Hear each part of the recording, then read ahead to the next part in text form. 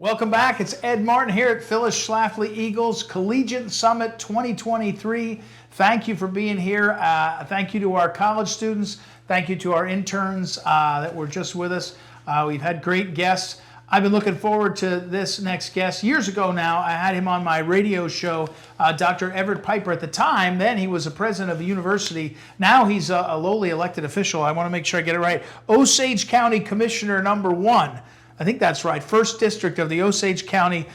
He wrote a book that was the subject of our first conversation, Not a Daycare, The Devastating Consequences of Abandoning Truth. It's a really good book. As I mentioned, president of Oklahoma Wesleyan University for almost 2 decades.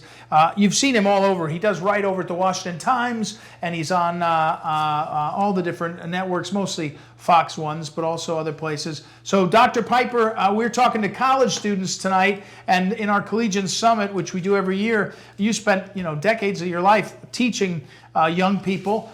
So welcome. Thank you for being with us. Ed, I'm delighted to be on your show again. I miss you. It's been a couple of years. I know, it's been too long. We'll get you on the radio show too. I'll call you back after. Hey, I remember when you retired, you said, I had the season of doing this. It'd been almost 2 decades as president. A lot of effort, a lot of success. And I got the sense, not that you were leaving it behind, education, you were just, that was the season for that. But a lot has changed, hasn't it? In higher education, even at the good places, it's tougher than ever, isn't it? It is. And you're right. I was president of Oklahoma Wesleyan for 17 going on 18 years. So I had nearly 2 decades there. I was blessed. The institution grew dramatically. We paid down our debt to zero. We were blessed to have a national platform because I opened my big mouth periodically and took on the social issues and talked into the market square of ideas. And I challenged the cancel culture and the snowflake rebellion. And God gave us a national voice. And I'm grateful for that. But I've always believed that the best leaders, in fact, if you remember the book, Good for Great, Good to Great. Right. I think it was Jim Collins wrote the book back in the late 1980s, maybe early 1990s. It was a seminal work. Everybody was buying it. It was in every airport. It was a national bestseller. And his primary premise in that book was that you have level 1 to 5 leaders. And he argued that level 4 is usually the maximum attainment by any leader. In fact, he used Lee Iacocca at Chrysler as his example of a level 4 leader, not a level 5. Wow. And the reason that Iacocca was level 4 rather than 5 was because Iacocca didn't understand how to leave. He didn't understand that good leaders lead by leaving. In other words, they hand the baton well.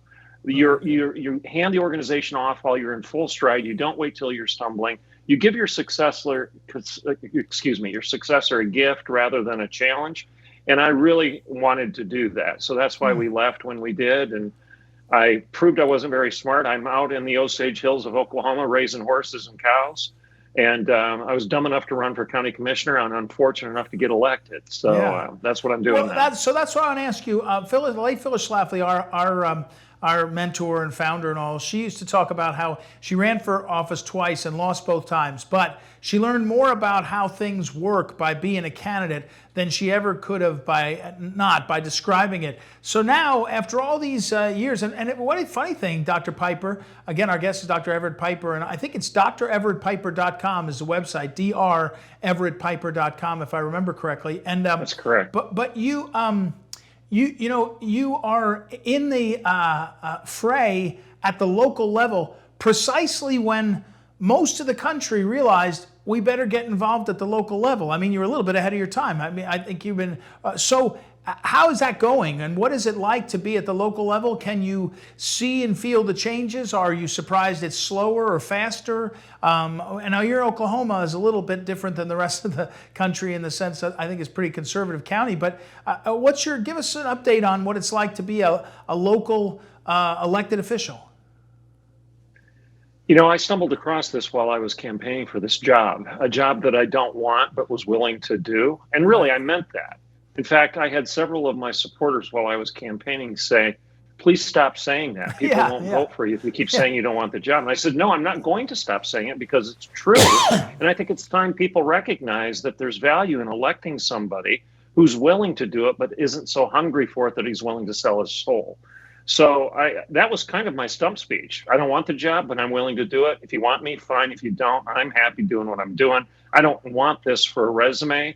I don't need it for a career. In fact, that's the exact opposite. I'm doing it because I like the people that I live next to. They're my neighbors, and maybe I should get off my duff and help serve them.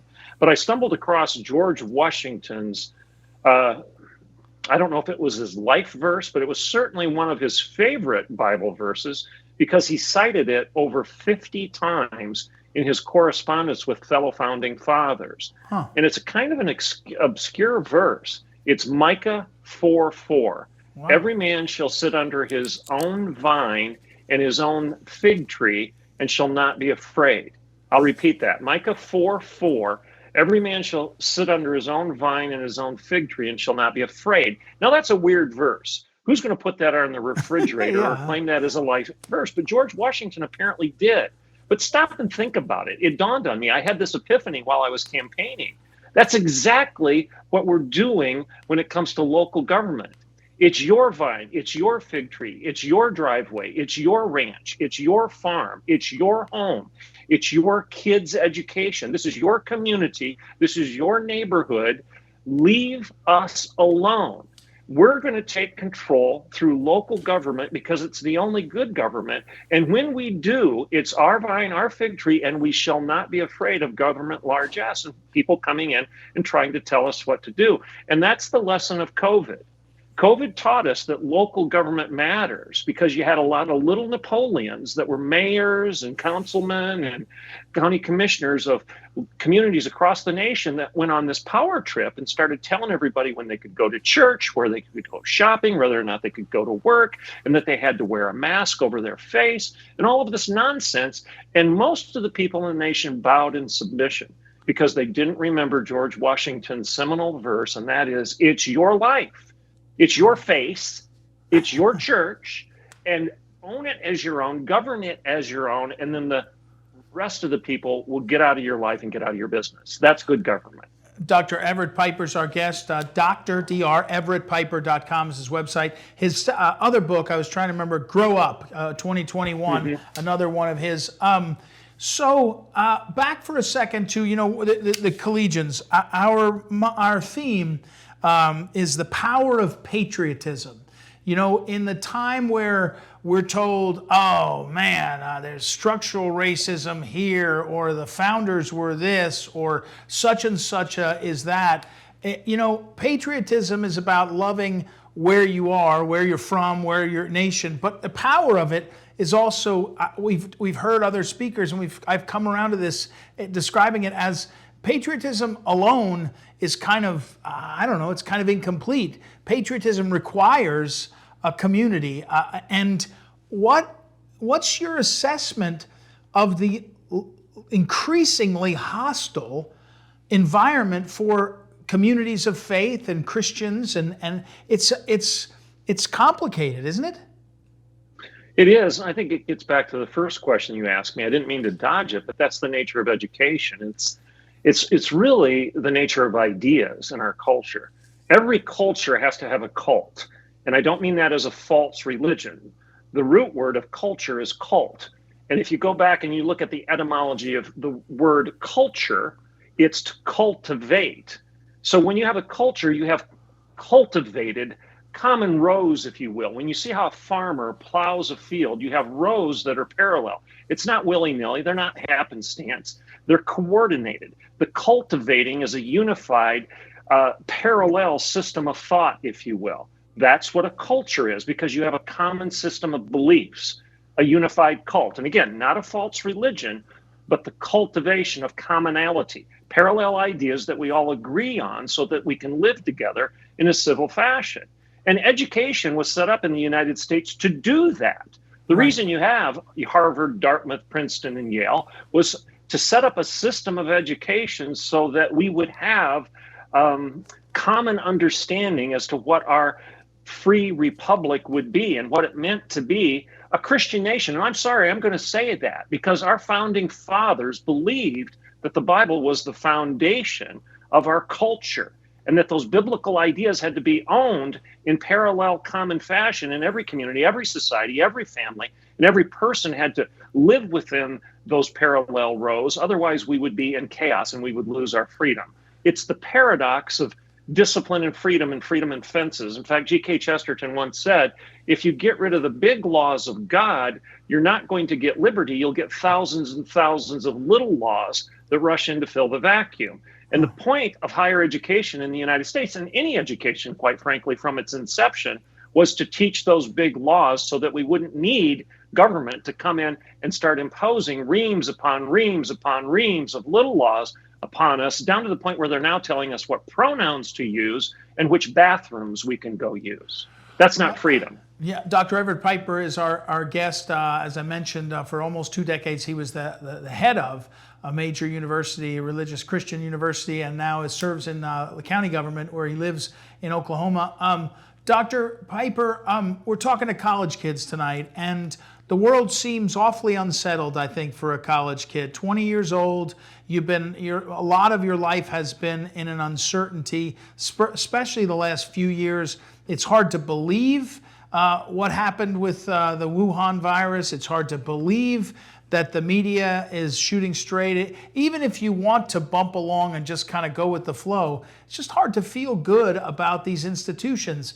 And that's disorienting for kids, right? They may be trying to orient themselves, disoriented, and feeling a little bit lost. How do you for again decades you address the kids at the beginning of the year, I'm sure, and all throughout the year. How do you talk to college kids now and encourage them? Well, I would say, again, I'm a Christian, so every answer I'm going to give you, Ed, is going to come from a biblical perspective. Right. So even if you're not a Christian right now, you're listening to me. If you're a college student out there that's on the fence, you don't know for sure where you stand in faith, I'm going to argue that this advice is still good, because biblical ideas have worked for thousands of years, even for non-Christians. Right. So the book of Esther is very telling right now. The book of Esther tells us that we are all here for such a time as this. When the situation gets ugly, when things start unraveling, I believe that in God's providence, we're placed in that given situation, and we should be saying to ourselves, what a wonderful time to be alive, because the boundaries are clear. The battle is very, very obvious. We don't have to worry about who's in and who's out, because if you're conservative today, if you believe in conserving things that matter, time-tested truths, the revelation of God, if you believe that natural law and common sense is something that should be conserved, then you stand relatively stark in a culture that's running the opposite direction. Be thankful for that. Recognize that this is a wonderful time to be alive, and that you can lead and lead boldly, because if you just step forward and say that a female is real, you're a leader. If you just step forward and ask a logical question like, how can you be a feminist if you deny the feminine? All of a sudden, you're a hero. Right. If you produce a documentary like Matt Walsh that asks the question, what is a woman? All of a sudden, you've got a gazillion hits because somebody dared to have the spine to ask the obvious. It's a wonderful time to be alive. So lead and lead boldly, and have confidence that the logical, rhetorical question is the one that'll win the day. Do you think that politically now you're an experienced political guy? I'm not kidding. Actually, you've run for office and seen how it works. Where do you think we are as a political movement in the country? You know, you and I and others have talked about a desire for revival and things religious and cultural and social. Just pure politics. Where do you think we are? Where do you think we're headed the next couple of years? Any thoughts? Well, I'm an unapologetic conservative, but that doesn't mean that I think the Republican Party is without flaw. I think I'm obligated to thank my people when they're right and criticize my people when they're wrong.